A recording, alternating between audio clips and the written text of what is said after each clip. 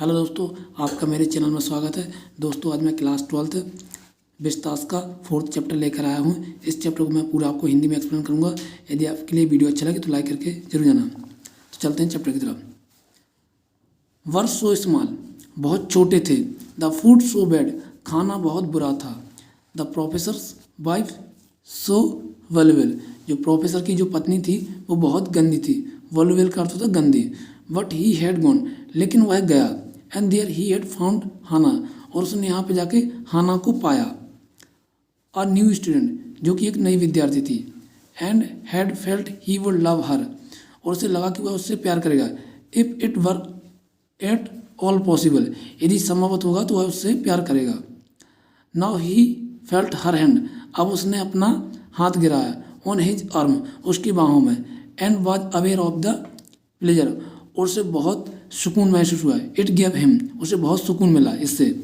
Even though they had been married, हालांकि ऐसा नहीं था। दे हैड बीन मैरिड, उनकी शादी भी हो चुकी थी। ईयर्स इनफ, उनकी शादी में भी बहुत साल हो चुके थे, पर्याप्त समय हो गया था। टू हैव द 2 चिल्ड्रन, उनके 2 बच्चे भी थे। For they had not married handlessly, उन्होंने अपनी शादी हैंडलेसली, बिना सोचे समझे नहीं की थी। हैंडलेसली का अर्थ होता है दोस्तों बिना सोचे समझे।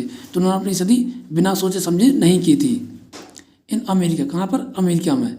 They had finished their work, उन्होंने अपना काम पूरा किया। एट स्कूल, कहाँ पर? स्कूल में उन्होंने अपना काम पूरा किया। And had come home to Japan, और वापस जापान को आ गए। And when his father had seen her, जब उनके पिता ने उन्हें देखा। The marriage had been arranged in old Japanese way, तो उनकी शादी कैसे में कराई? उन्होंने पुराने रीति रिवाजों तरीक़ों से शादी कराई। Although Sadao and Hana had talked everything over before, हालांकि सदाव जो थे और हाना वह पहले से ये सब कुछ तय कर चुके थे।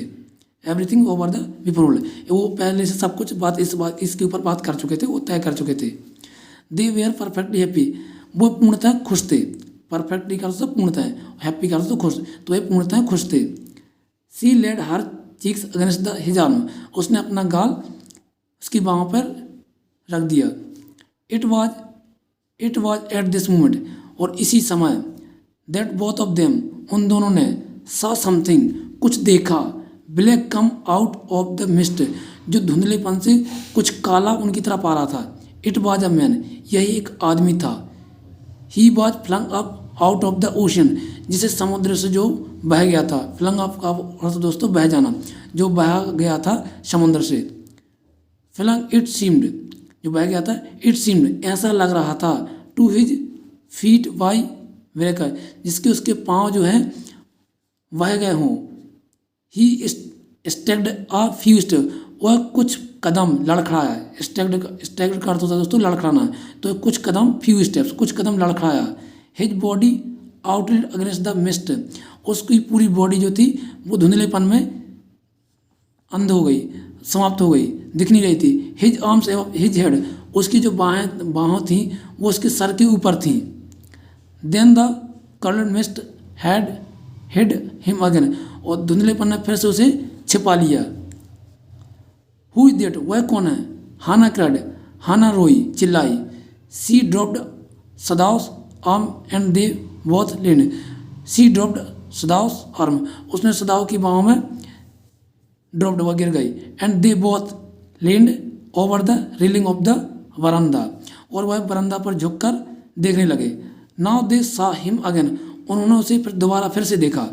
The man was on his hands, जो आदमी जो था ऑन हिज हैंड्स एंड नीज, हाथों और घुटनों के बल क्रोलिंग, रेंग रहा था। क्रोलिंग का दोस्तों रेंगना, हाथों और पैर के बल रेंग रहा था, जो आदमी दिखाई दिया था समंदर में। Then they saw him fall on his face, तब उन्होंने फिर से देखा फॉल ऑन हिज फेस, जो मोह के भर गिरा हुआ था। एंड ला देर, और वहाँ पे वो गिर गया था, जो मोह के बल औंधा पड़ा था। एंड ला देर, और वहीं पे जाकर वह गिर गया। अब फिशरमैन परहैप्स, शायद एक मछुआरा। सदाव सेड, सदाव ने कहा कि शायद एक मछुआरा होगा वो। वास्ड फ्रॉम हिज बोट, जिसकी नाव बह गई है। ही रन क्विकली, वो जल्दी से भागा। क्विकली डाउन द स्टेप्स, सीढ़ियों से नीचे जल्दी भागा, एंड बिहाइंड हिम, और उसके पीछे गया जल्दी से। दोस्तों आज का था इतना पार्ट, अगले पार्ट में आपको इसका अगला पार्ट कराऊंगा। तब तक के लिए थैंक यू दोस्तों।